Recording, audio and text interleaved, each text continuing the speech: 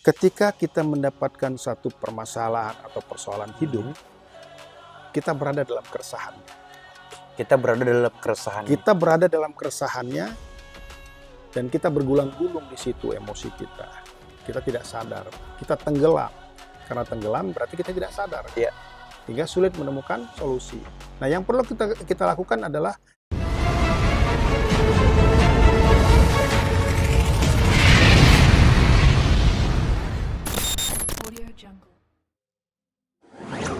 halo kawan-kawan, di segmen sebelumnya ya kawan kita Fajar dari Jogja itu telah mewakili bahwa ternyata ada banyak kawan-kawannya di belakang sana ya, di belakang Fajar, para pemuda-pemuda Gen Z ya, disebutnya Gen Z, Gen Z disebutnya ya.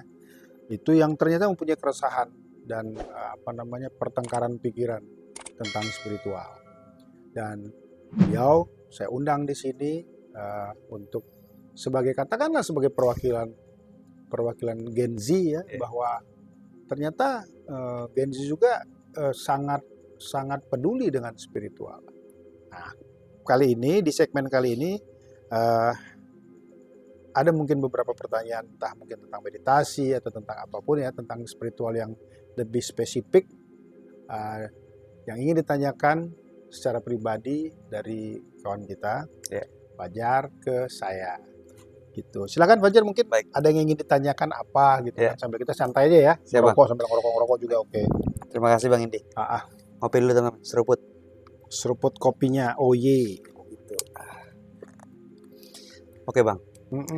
Sebenarnya Fajar tertarik Bang dengan dunia meditasi, tapi sebelum itu Fajar sebenarnya pengen bertanya lebih jauh tentang bedanya spiritual dan religi Bang. Karena banyak banget teman-teman Fajar ini yang menyangkut pautkan kalau religion itu ya spiritual itu ya religi gitu-gitu Bang. Oke. Kalau menurut Bang Indi bagaimana Bang untuk pertanyaan tersebut? Di masyarakat kita, tidak kita pungkiri bahwa sistem keyakinan atau biasa yang kita sebut dengan religi tadi sebetulnya adalah kita pun berdasarkan karena keturunan.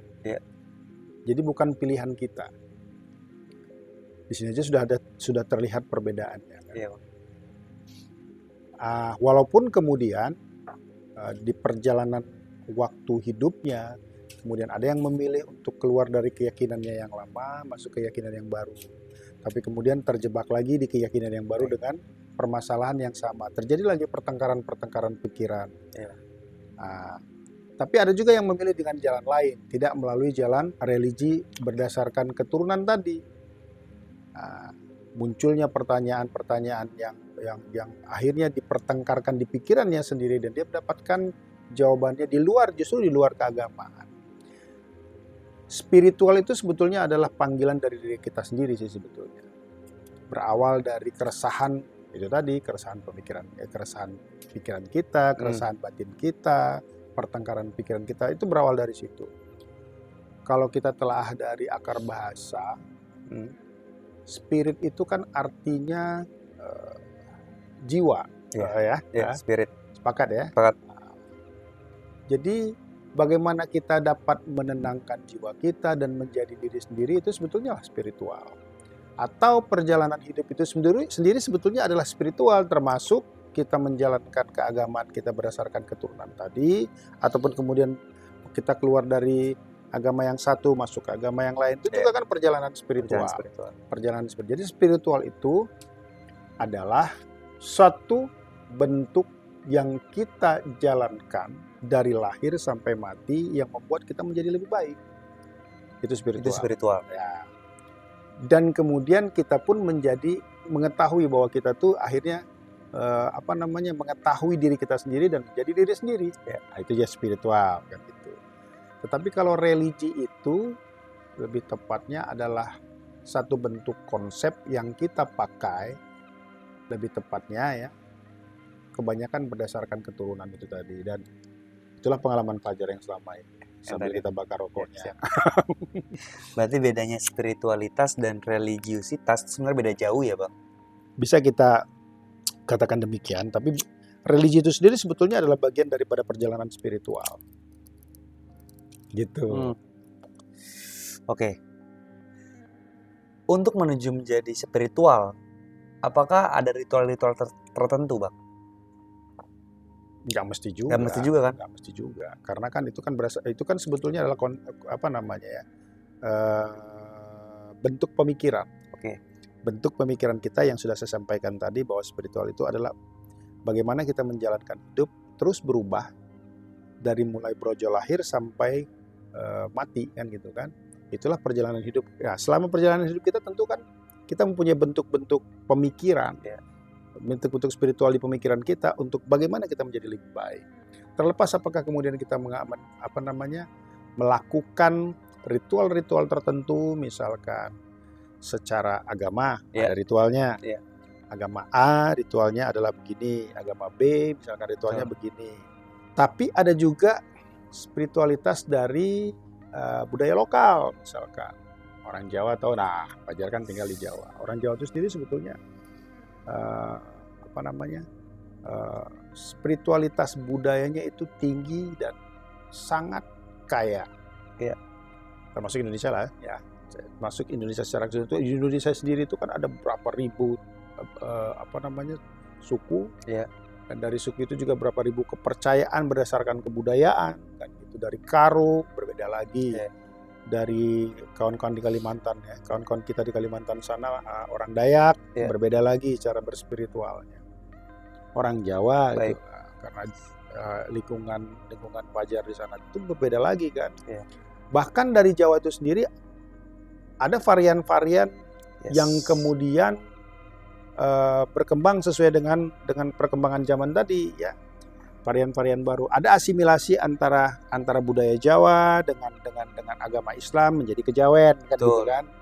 Kemudian ada tetap jejak di adat Jawanya yang jauh dari keislaman, seperti apa misalnya Kapitayan, ya? Kapitayan, Sunda Wiwitan juga termasuk di Sunda, kan. Nah, itu dia tetap berada dalam spiritual budayanya.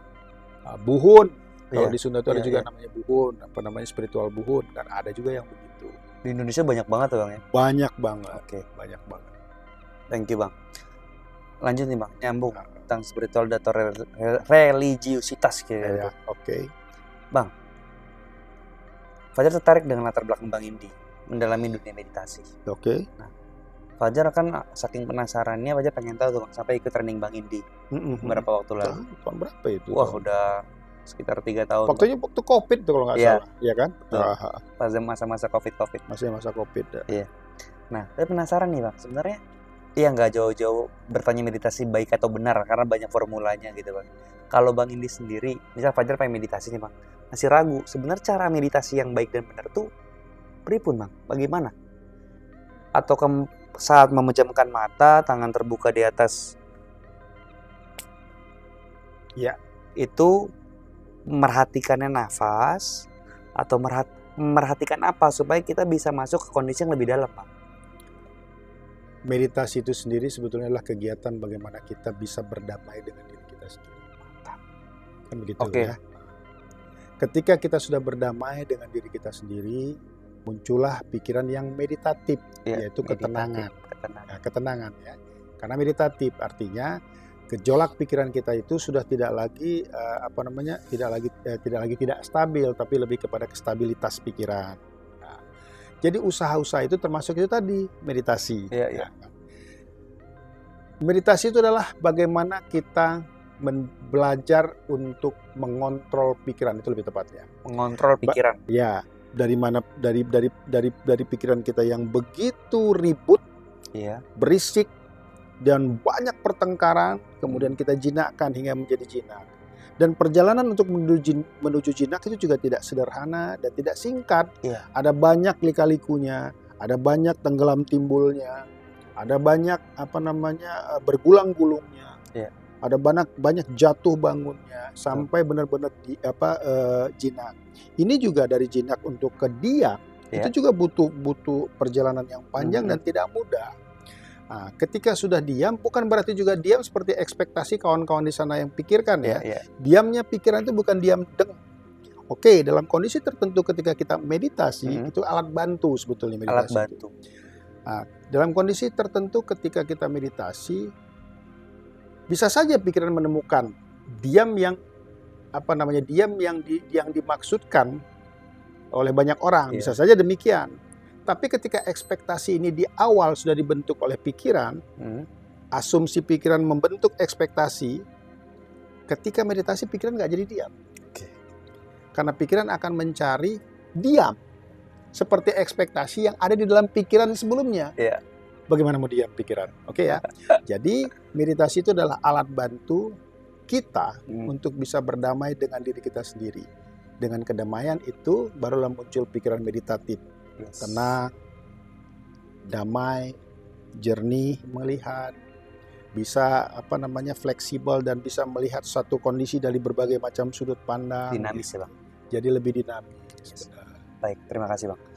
Saya pernah dengar kata-kata Bang, perjalanan terjauh seseorang itu bukan perjalanan menuju suatu titik A ke titik B, atau pernah naik gunung mana, atau menjelajah ke pantai mana, tapi perjalanan ke dalam dirinya sendiri. Oke. Apakah pernyataan itu adalah bisa dikatakan perjalanan karena sudah meditasi?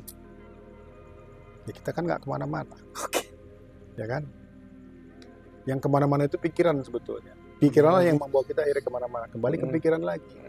Pikiran yang beribut, yang berisik, itulah yang membuat kita menjadi akhirnya mencari ketenangan pikiran kemana-mana. Apalagi sekarang tsunami informasi luar biasa ya Bang? Nah, kan gitu kan. Sangat banyak informasi yang sebetulnya adalah puzzle-puzzle yang mesti kita satukan. Tapi kita tidak punya alat. Kebanyakan kita dulu awal memulai itu kan tidak punya alat puzzle-puzzle ini bagaimana bisa disatukan. Artinya ketika Fajar berada di titik sekarang ini dengan pemikiran sekarang ini, itu adalah bagian dari puzzle-puzzle memori ketika Fajar lahir sampai di titik ini. Kan begitu, hingga kemudian muncullah satu kesimpulan. Kan begitu. Betul. Nah, jadi kalau dibilang juga perjalanan ke dalam diri, oke lah untuk pendekatan maksud begitu untuk awal ya Bang. Untuk awal pendekatan maksud. Ada banyak ujaran. Misalkan dari agama Islam dan Fajar juga dasarnya juga di situ kan. Man arafa nafsah faqad arafa rabbah. Siapa yang mengenal dirinya akan mengenal Tuhannya. Jadi ke diri dulu kan.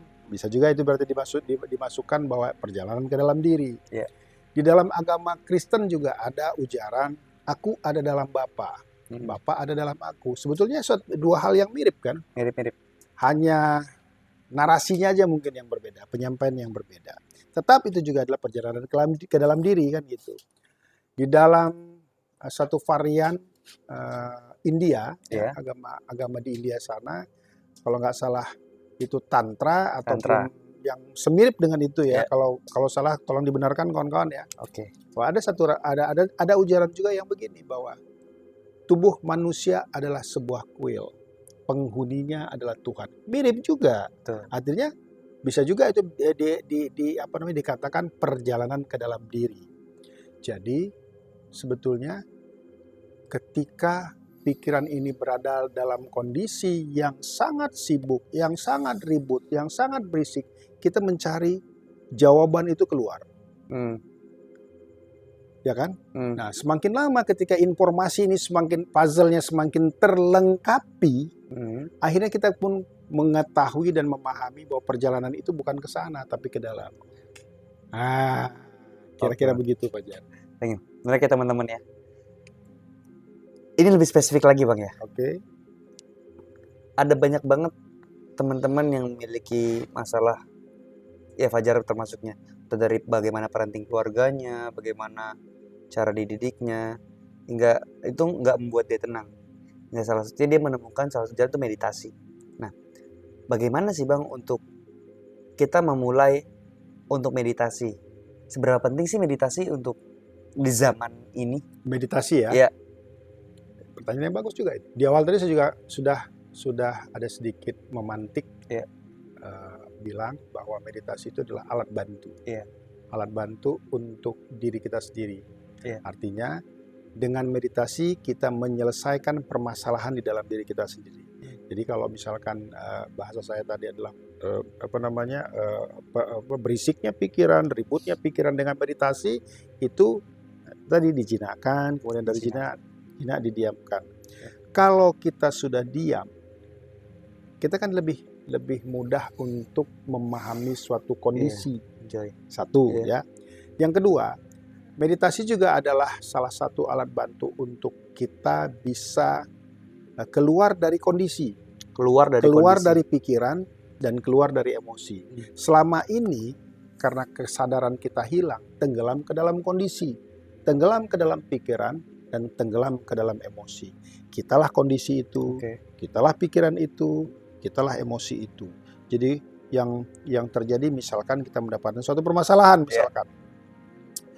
Ketika kita mendapatkan suatu permasalahan yang kita pikirkan dan yang kita yang kita alami adalah kita berada dalam emosi keresahan, emosi marah misalkan, emosi putus cinta misalkan, apa sih namanya sekarang bahasa putus cinta itu bucin, gamon, gagal move on, ya kan. Kalau anak Gen Z itu kan macam-macam bahasanya.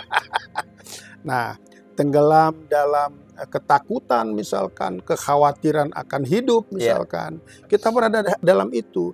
Nah, ketika kita berada dalam itu, solusi akan sulit didapatkan. Suatu contoh begini, saya pernah main catur, taruhan dengan kawan yang sebanding lah kekuatan permainan caturnya. Satu ketika raja saya terdesak nih. Raja saya terdesak. Dalam kondisi dalam keadaan berpikir itu tadi, si lawan saya izin dulu mau pipis dia, mau buang air kecil. Nah, penonton yang dekat sama saya itu bilang, geser aja ke sini rajanya, gitu kan. Nah, ketika duduk, saya geser seperti keinginan dia. Seperti saran kawan tadi itu kan. Saya geser lah, truk gitu, digeser saja satu langkah. Raja itu kan jalan satu langkah. Kalau pemain catur juga pasti tahu itu. Ketika saya geser, saya terlepas dari permasalahan itu. Kenapa kayak saya tidak bisa melihat jalan yang sederhana? Karena saya berada di dalam keresahan, ketakutan raja mati. Hingga saya sulit untuk menemukan jalan keluarnya. Nah, sementara si kawan ini kan dia berada di luar permasalahan itu. Dia di luar permainan itu. Dia di luar dalam kondisi emosi itu. Hingga dia bisa mampu menemukan jalan keluar yang sebetulnya sederhana dan singkat. Nah, kira-kira begitulah Fajar. Jadi analogi ini yang kita pakai dalam kehidupan kita. Ketika kita mendapatkan satu permasalahan atau persoalan hidup, kita berada dalam keresahannya. Kita berada dalam keresahannya dan kita bergulang-gulung di situ emosi kita. Kita tidak sadar, kita tenggelam. Karena tenggelam berarti kita tidak sadar kan? Hingga sulit menemukan solusi. Nah, yang perlu kita lakukan adalah kalau kita sering berlatih meditasi, kita mampu untuk keluar dari permasalahan itu, menarik jarak sejauh mungkin, semakin jauh semakin bagus. Ketika kita keluar bahwa bukan berarti emosi kita hilang, emosi keresahan tadi hilang, tetap ada. Tapi kita tidak bagian dari itu, kita yang merasakan.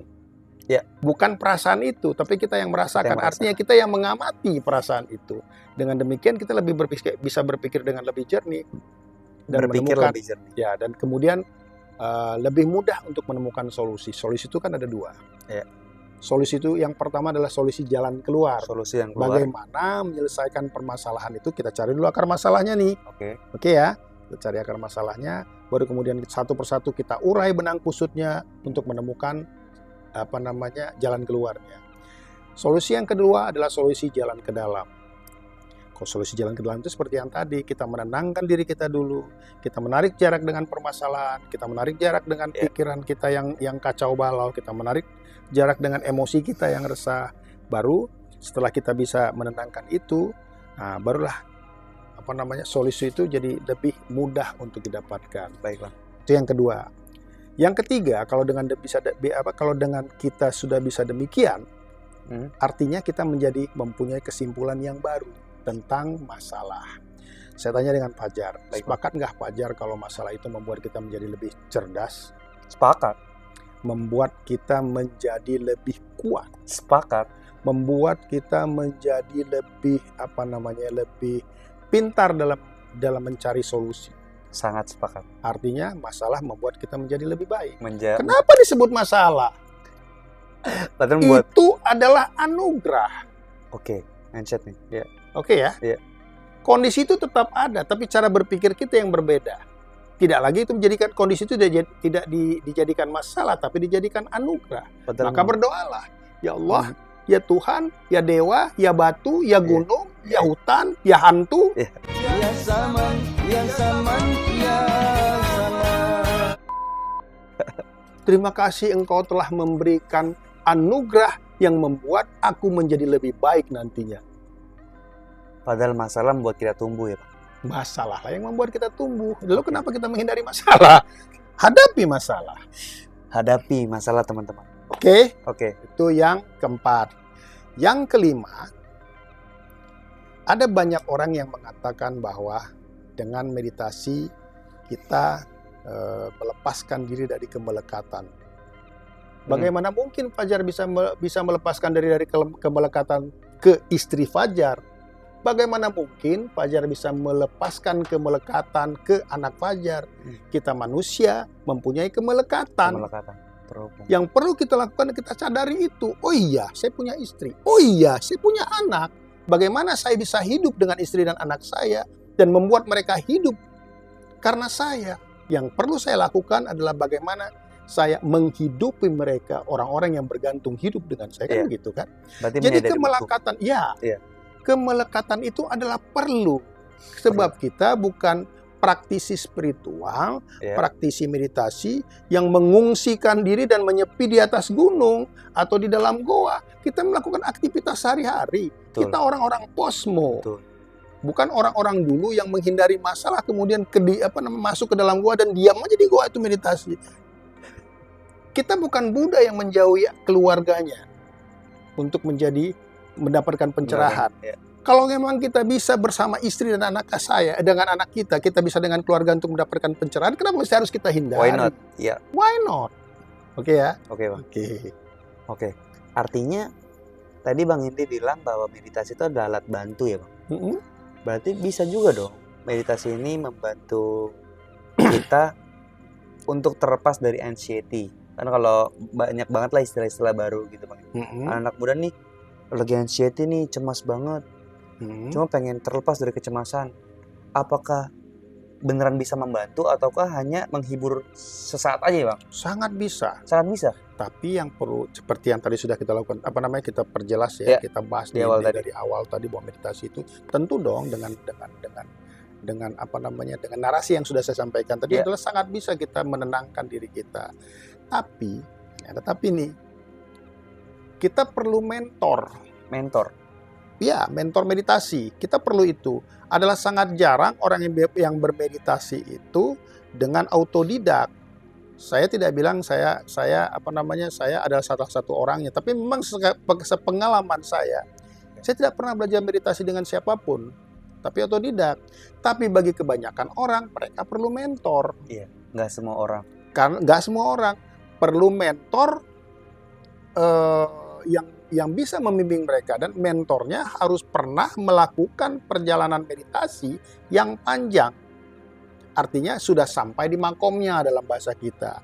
Ada banyak mentor-mentor meditasi di luar sana, tapi malah diajarkan cara-cara meditasi yang justru membuat pikiran menjadi ribet. Misal menaikkan kundalini. Bagaimana pikiran bisa diam kalau kita sibuk dengan fokusnya? Ya kan, kalau salah satu cara dalam meditasi menaikkan kundalini itu adalah mengedutkan otot bujur ya. Lubang dubur. Otot lubang dubur itu dikedutkan ke dalam, salah satu berkali-kali. Lah pikirannya sibuk untuk mengatur ritme, mengendurkan menarik dubur tadi. Ya pikiran nggak bisa diam. Gulung-gulung lagi sih. Bergulung-gulung lagi di sini, bagaimana mengatur iramanya misalkan, atau dengan meditasi pernapasan. Akhirnya sibuk karena ada bilangan-bilangan tertentu, ada aturan-aturannya, ada hitungan-hitungannya. Sibuk muter ini 4-3-3. 1 2 3 4 diam, 1 2 3 4 diam lagi. Baru tiup. Enggak diam juga pikiran. Terus kosong gitu-gitu. Jadi ada meditasi yang saya ada meditasi yang saya sudah siapkan, yang sudah saya ciptakan sendiri, yang sudah mungkin untuk orang-orang yang berpikiran posmo ini lebih tepat. untuk orang-orang kekinian, apalagi anak-anak Gen Betul. Z, anak-anak milenial, kemudian anak-anak yang setelah zaman gadget tahap berantah lagi, saya juga kurang paham itu kan. Ini sangat tepat. Meditasi yang sederhana, tapi kalau dilakukan secara kontinu dan terus-menerus, itu sangat efektif membuat menenangkan orang-orang yang anxiety. Bisa membantu ya Bang. Sangat bisa. Dan itu grupnya ada Bang, bisa difasilitasi itu Bang Indi ya. Nah, kebetulan nanti kemarin saya sudah ngobrol-ngobrol sama Dedi, ngobrol-ngobrol juga sama kawan-kawan yang lain, terutama sama Bang Dedi ya. Kita akan menggelar pelatihan spiritual.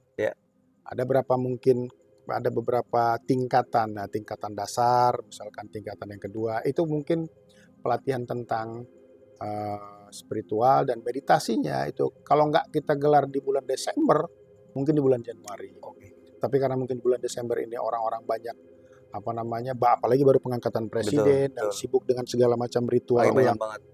Ritual tahun baru, ritual Natal, ritual Paskah di bulan Desember itu. Ya paling mungkin kita bisa undur ke bulan Januarinya. Di tahun depan. Gitu. Oke Bang, makasih Bang. Bang, dikit lagi Bang. Gimana? Aduh, jangan ini. Maaf ya Bang ya. Nggak apa-apa. Apa yang paling membuat Bang Indi itu merasakan manfaat meditasi hingga punya formulanya sendiri dan pengen bantu banyak orang merasakan sensasi meditasi ini Bang? Di segmen yang sudah ditayangkan beberapa waktu yang lalu, mungkin juga Fajar nonton ya, saya pernah terkena penyakit kanker.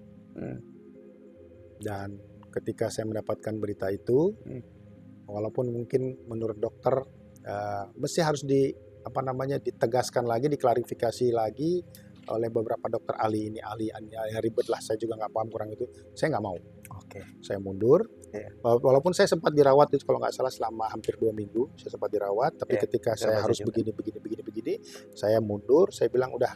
Kemudian dokter minta tanda tangan bahwa supaya tidak bertanggung jawab andai kata terjadi apa-apa. Walaupun sebetulnya kanker itu juga masih stadium awal, kanker paru-paru. Nah, tapi ada feeling yang kuat di pikiran dan perasaan saya atau batin saya itu. Saya tidak mati karena itu. Dan kemudian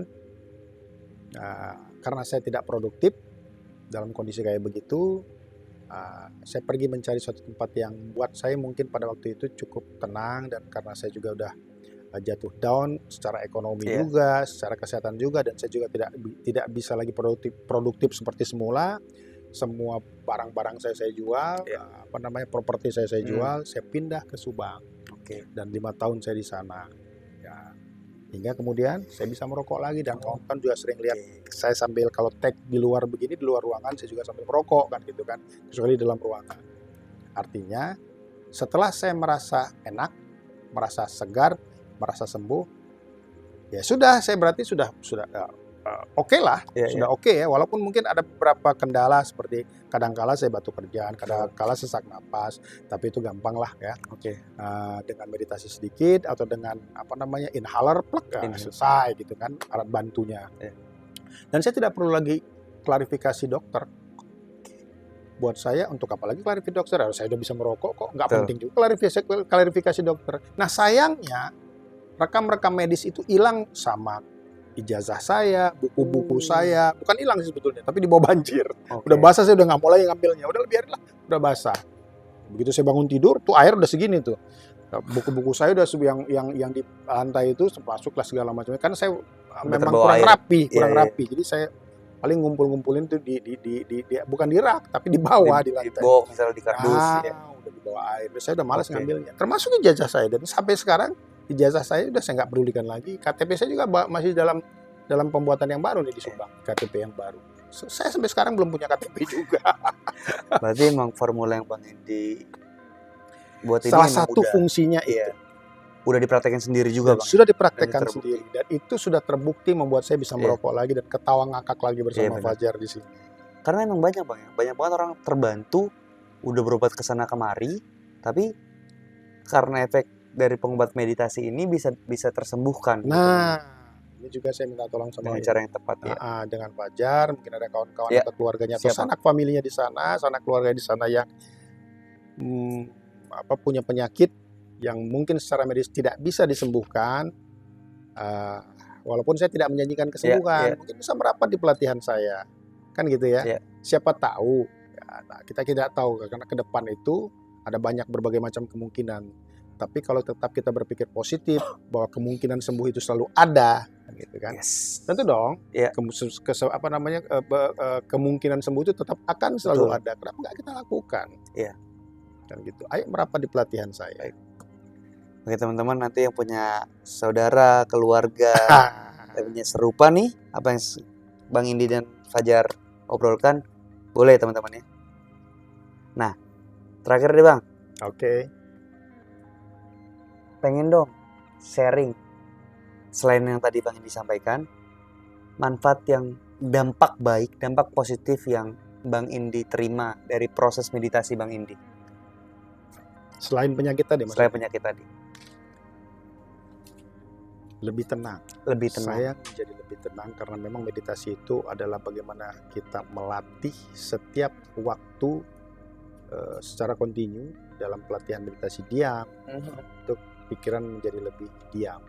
Dengan diamnya pikiran, perasaan dan emosi pun menjadi lebih stabil, ya kan gitu. Ketika kesestabilan pikiran itu didapat, kita mengetahui kondisi meditatif. Kondisi meditatif itulah kestabilan pikiran. Kondisi meditatif yang tetap kita berada dalam dalam kondisi itu walaupun kita sedang melakukan aktivitas sehari-hari gitu. Jadi kita tidak tenggelam dalam emosi.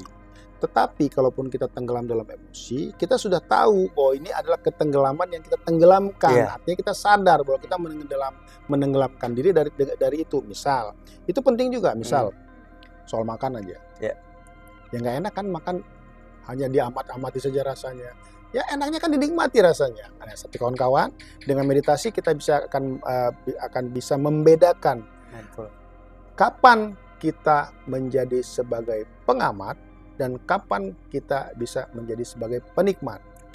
Tetapi kalau kita tidak berlatih meditasi, kita akan terus menjadi penikmat dan tidak pernah akan menjadi pengamat. Dan kita tidak tahu dan tidak sadar bahwa kita tuh sebagai seorang penikmat yang kecanduan menikmati karena tidak sadar kan menikmati emosi jadinya gitu. Tetapi dalam kondisi ketika kita sudah menemukan kesadaran, kita sudah sering melakukan praktek-praktek meditasi, kita bisa keluar masuk dan kita bisa, walaupun kita menenggelamkan diri pada kenikmatan itu, tapi kita sadar bahwa kita menenggelamkan diri gitu. Berarti betul-betul meditasi itu mengajak untuk kita tuh sadar utuh Bang ya. Ya, sadar utuh. Kalau dalam kondisi meditatif disebutnya terjaga. Teman-teman. Gitu. Oke. Baik, makasih Bang Indi kesempatannya. Ya. Nah, kawan-kawan, pertanyaan tadi barusan adalah pertanyaan perwakilan dari anak-anak Gen Z ya. Kawan-kawan kita yang masih Gen Z ya, diwakilkan oleh Fajar sebagai orang yang berada dalam dunia Gen Z, apa namanya itu? Itulah dia namanya. Oke, terima kasih Fajar. Terima kasih Bang Indi. Saya selalu. Sampaikan salam saya kepada kawan-kawan di belakang sana, kawan-kawan yang sering merapat dan diskusi sama Fajar di Jogja ya. Terima kasih dan selamat malam. Selamat malam teman-teman.